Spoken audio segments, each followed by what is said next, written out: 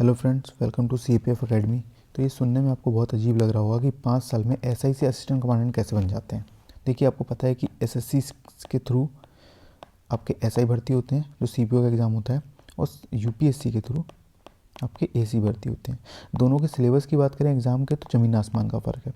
तो अब हम SI भर्ती होने के 5 साल में कैसे असिस्टेंट कमांडेंट बन जाते हैं, तो देखिए इसी के बारे में आपको बताने जा रहा हूँ। तो आपने एक एग्ज़ाम का नाम सुना होगा, LDCE, limited departmental competitive exam. ये हर साल होता है फोर्स में, ठीक है ना।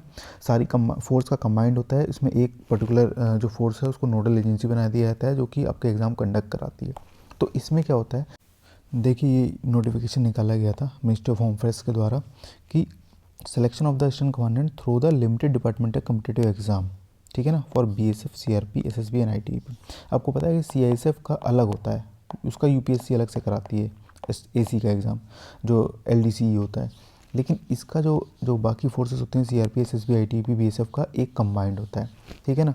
तो देखिए ये नोटिफिकेशन निकाला था, इसमें देखिए एलिजिबिलिटी में क्या डाला है कि बोथ सब इंस्पेक्टर और इंस्पेक्टर जो जिसने अपनी 4 साल की सर्विस कंप्लीट कर ली हो। एक ही एलिजिबिलिटी यहाँ पे 4 साल की सर्विस कंप्लीट किया हुआ जो आपका SI है, इंस्पेक्टर हो, ठीक है। उसमें including the period of training, ये सबसे अच्छी बात मतलब जो यहाँ पे लगी मुझे, क्योंकि देखिए ट्रेनिंग में ही आपको पता है कि 1 साल निकल जाता है। अगर उसके बाद काउंट करता 4 साल तो आप और मतलब आपको लंबा खींच सकता था। तो इंक्लूडिंग ट्रेनिंग, तो ट्रेनिंग कंप्लीट करने के बाद आप जब फील्ड में पहुँचते हैं तो 3 साल बाद ही आप उसको अप्लाई कर सकते हैं, मतलब टोटल 4 साल हो गया ना।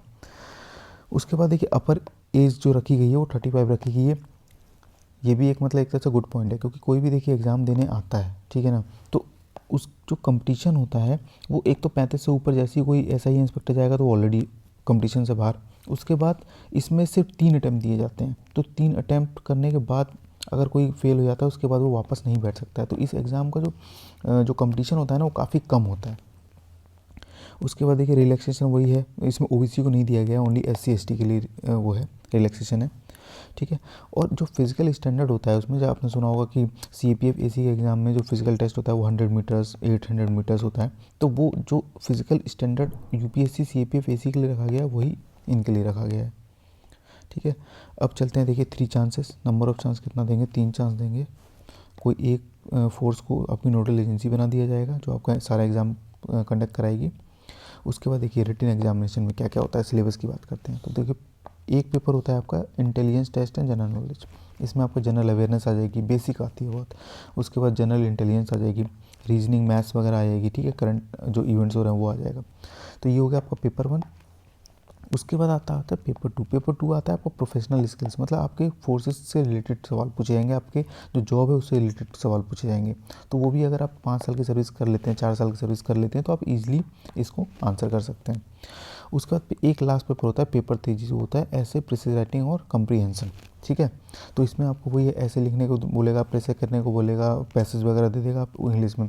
जनरली बेसिकली ये इंग्लिश टेस्ट करने के लिए आपका एग्ज़ाम होता है, ठीक है। उसके बाद देखिए क्वालिफाइंग मार्क्स की बात करें तो जो पेपर 1 और पेपर 2 था उसमें 45% आना आपको ज़रूरी है, और कंबाइंड आपको 50% मार्क्स चाहिए, ठीक है। और SC ST के केस में उसको थोड़ा कम किया गया 5% से, तो 45 के 40% आपको हर पेपर में चाहिए, और एग्रीगेट आपको 45% चाहिए, ठीक है ना।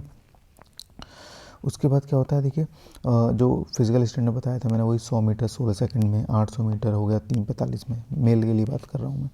लॉन्ग जंप हो गया 350 मीटर में, शॉर्ट पुट हो गया 450 मीटर, ठीक है ना। उसके बाद फीमेल कैंडिडेट के लिए थोड़ा सा और रिलैक्स होता है, 100 मीटर होता है 18 सेकंड्स में, 800 मीटर होता है 4.45 मिनट्स में, लॉन्ग जंप होता है 3 मिनट में, इसमें शॉर्ट पुट नहीं होता है इनके में।